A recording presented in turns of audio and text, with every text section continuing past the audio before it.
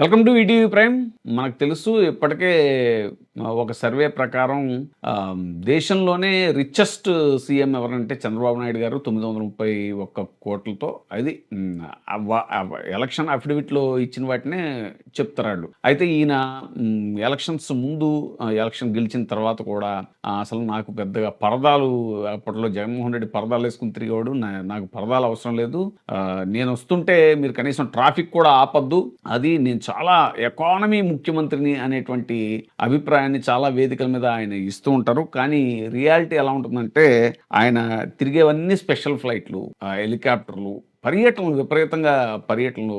ఈ మధ్యన సోషల్ మీడియాలో కొన్ని కామెంట్స్ కూడా వినపడుతున్నాయి. ఏంటంటే చంద్రబాబు నాయుడు గారి పర్యటనలకు అయ్యే ఖర్చుతోటి అసలు దాదాపు ఒక ప్రాజెక్ట్ కట్టచ్చేమో, ఒక నీటిపారుదల ప్రాజెక్ట్, ఇరిగేషన్ ప్రాజెక్ట్ ఏదైనా కట్టచ్చేమో అనే స్థాయి కామెంట్లు కూడా వినపడుతూ ఉంటాయి. ఇప్పుడు తాజాగా ఆయన కొత్త హెలికాప్టరు ఆర్డర్ చేశారు సీఎంఓ నుంచి.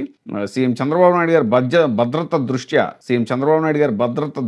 దృష్ట్యా కొత్త హెలికాప్టర్ను వినియోగిస్తున్నారు. 2 వారాలుగా ఇందులోనే జిల్లాల పర్యటనకు వెళ్తున్నారు. ఇటీవల వరకు వాడినటువంటి బెల్ తయారీ చాపర్ పాతది కావడంతో అధునాతన ఫీచర్లతో కూడినటువంటి ఎయిర్ బస్ H-160 మోడల్ హెలికాప్టర్కి మారారు. ప్రతికూల పరిస్థితుల్లో కూడా ప్రయాణాలకు అనువుగా ఇది ఉంటుంది. నిపుణులు దీన్ని ఎంపిక చేశారు. పాత చాపరు ఎక్కువ దూరం ప్రయాణానికి పనికొచ్చేది కాదు. సీఎం ఏదైనా జిల్లాలకు వెళ్ళాలి అంటే ఉండవల్లి నివాసంలోని హెలీప్యాడ్ నుంచి చాపర్లో గన్నవరం విమానాశ్రయానికి చేరుకుని అక్కడి నుంచి ప్రత్యేక విమానంలో వెళ్లాల్సిన ప్రాంతానికి సమీపంలోని ఎయిర్పోర్ట్కి వెళ్ళేవారు. అక్కడి నుంచి మళ్ళీ రోడ్డు మార్గంలో కార్యక్రమం వేదిక వద్దకి వెళ్లాల్సి వచ్చేది. ఇప్పుడు ముఖ్యమంత్రి నివాసం నుంచే హెలికాప్టర్లో జిల్లాల పర్యటనకు వెళ్తున్నారు. దీనివల్ల చాలా సమయం ఆదా కానుంది. కొత్త చాపర్లో పైలట్లు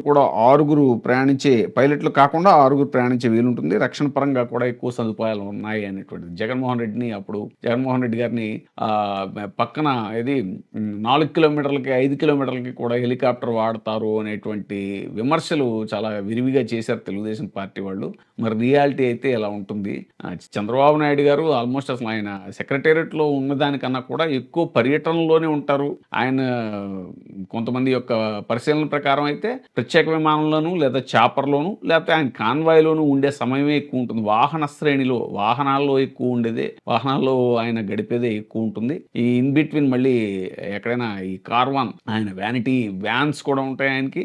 సో ఇలా ఉంటుంది ఆయన యొక్క పరిస్థితి.